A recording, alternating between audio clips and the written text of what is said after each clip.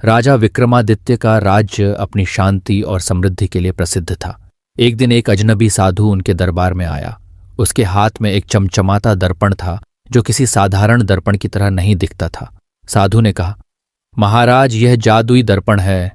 इसमें देखने से व्यक्ति का सच्चा स्वभाव प्रकट होता है, लेकिन यह केवल उन्हीं के लिए उपयोगी है जो सत्य और साहस का सामना कर सकते हैं। विक्रमादित्य ने दर्पण को देखते हुए कहा, मुझे इस दर्पण की परीक्षा करने में कोई भय नहीं है। सत्य का सामना करना ही एक राजा का कर्तव्य है। साधु ने कहा, महाराज, इस दर्पण में देखने से आप न केवल अपना बल्कि अपने राज्य का भी सच्चा स्वरूप देख सकते हैं। क्या आप तैयार हैं?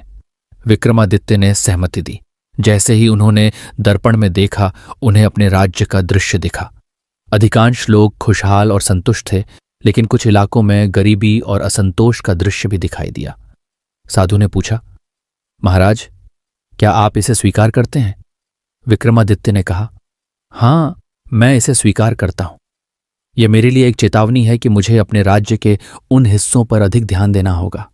साधु ने कहा, अब इस दर्पण में अपने मंत्रियों को देखें। विक्रमादित्य ने दर्पण में झांका तो उन्होंने देखा कि उनके कुछ मंत्री ईमानदार और परिश्रमी हैं, लेकिन कुछ अपनी स्वार्थी योजनाओं में लगे हुए हैं। साधु ने फिर पूछा, क्या आप यह सत्य स्वीकार करेंगे? विक्रमादित्य ने कहा, हाँ, सत्य से मुंह मोड़ने के बजाय मैं इसे सुधारने का प्रयास करूंगा। ऐसे मंत्रियों को दंड दिया जाएगा और ईमानदार व्यक्तियों को इनाम दिया जाएगा। साधु ने दर्पण को विक्रमादित्य के सामने घुमाया और कहा, अब इस दर्पण में अपने भीतर झांके।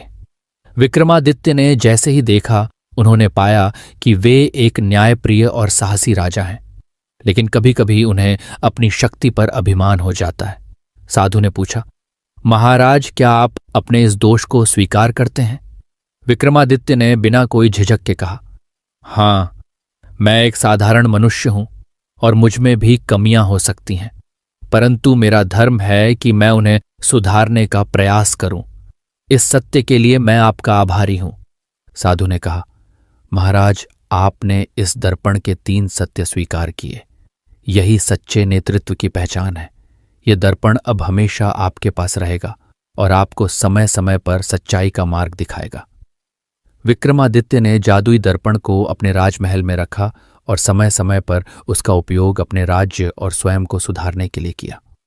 इस कहानी से हमें यह सीखने को मिलता है कि सत्य का सामना करना कठिन हो सकता है, लेकिन यह ही सच्ची प्रगति का मार्ग है। विक्रमादित्य ने दिखाया कि एक सच्चा नेता वही है जो अपनी गलतियों को स्वीकार कर